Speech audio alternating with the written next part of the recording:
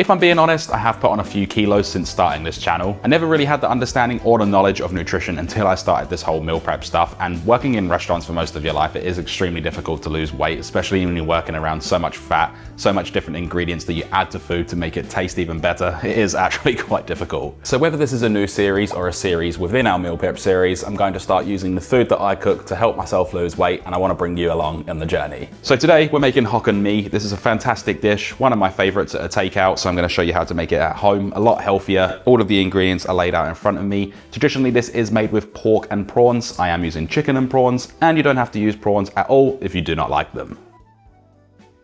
We'll start off with our sauce because we need a little bit of this to marinate our chicken. What I have here is 1/3 of a cup or 80 milliliters of dark soy sauce, 1/4 of a cup or 60 milliliters of Kecap mayonnaise, also known as sweet soy sauce, 1/4 of a cup or 60 milliliters of chicken stock, 2 tablespoons or 40 grams of oyster sauce, 1 teaspoon or 5 milliliters of sesame oil, and then just a little bit of ground white pepper or cracked black pepper to taste.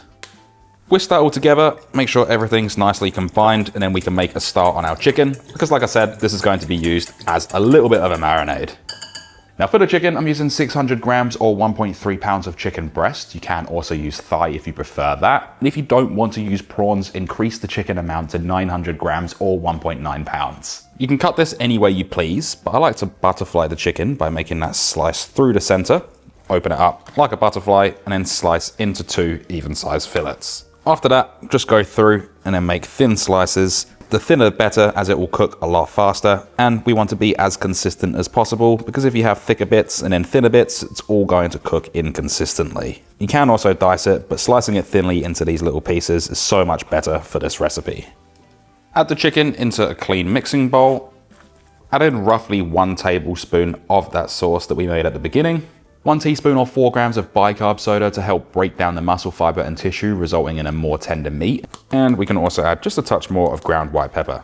Mix that all together, make sure all of that seasoning, all of the sauce, all of the bicarb soda is mixed over everything. We can pop this aside whilst we prepare everything else.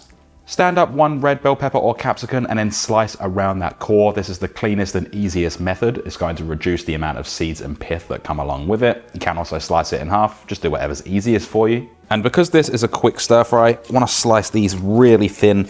We still want to keep the crunch on them, but if they're too thick, they will take a little bit too long to cook, and then they won't be soft enough.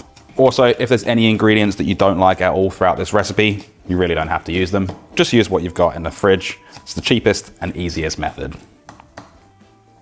If you have spring onions or scallions in your kitchen, we can use them. If you don't worry at all. Don't go out and buy a whole bunch. We only need 4 of them. And all I'm going to do is just slice them in half. With the root end, just cut them into small to medium-sized pieces. We can add this to the bell pepper.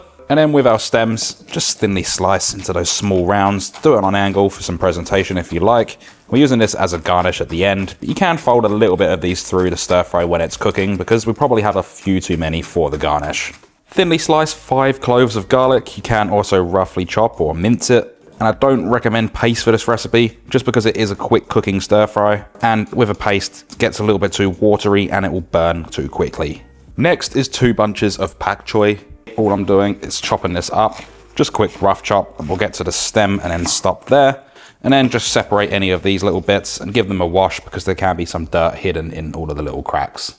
Last but not least is the noodles. I'm using 450 grams or 15 ounces of fresh Hokkien noodles, and all I need to do is place some boiling water over the top. Let them sit for about a minute to a minute and a half just to loosen up. And if you want to use dried noodles, you can. Just make sure you follow the packet instructions accordingly. Even with noodles like this, it says to soak them for about 3 minutes, but that is too long. They will just completely break apart when we add them to the stir fry. So I like to go about a minute to a minute and a half under of what usually the packet instructions say. Anyway, once they have loosened up, we can then drain these off through a colander. The prep's out the way, we can get onto the quickest part of this recipe, which is actually the cooking. Place a large wok or a large pan over a high heat and get this smoking hot. And I recommend turning your smoke alarm off for this, unless you're cooking under a range hood. When the pan's nice and hot, we'll add in a little bit of avocado oil, then add in our chicken. Spread that around so it's not sitting on top of one another, and let this cook for about 2 minutes, mixing it around regularly to get that nice color all over. After about 2 minutes, you got a nice little bit of color on the chicken. It's not going to be completely cooked through at this stage, and that is completely fine.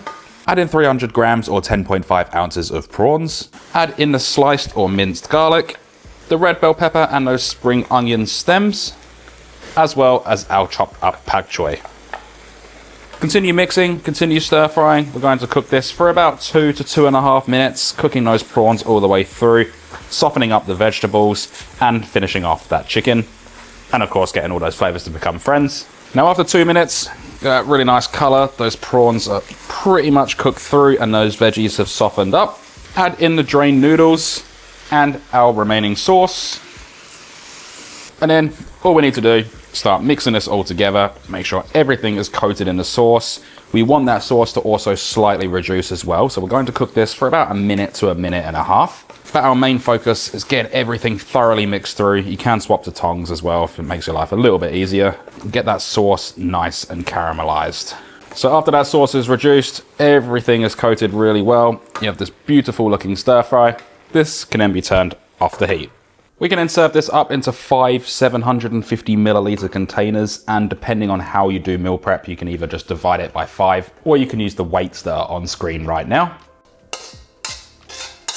Garnish with a little bit of spring onion. You can also use fresh chili or even a little bit of sesame seeds if you'd like them. So this right here is our Hokkien Mee. It's incredibly easy to make, a lot cheaper than going to the takeaway. And this right here is the macro card for a single portion, and the remaining nutrition as well as the full written recipe are in the link in the description. Let them cool down for about 15 to 20 minutes. We can start placing on the lids. These will go in the fridge for up to 3 days and in the freezer for up to 3 months. The best thing about these containers is that we can vacuum seal them, extending the shelf life. You'll get about an extra day or 2 on these, and I have a link for all of these containers in the description. You can reheat them in a wok or in the microwave. The microwave is probably the easiest method. If you are doing a wok, just add a splash of chicken stock to rehydrate things, and we can then dig in.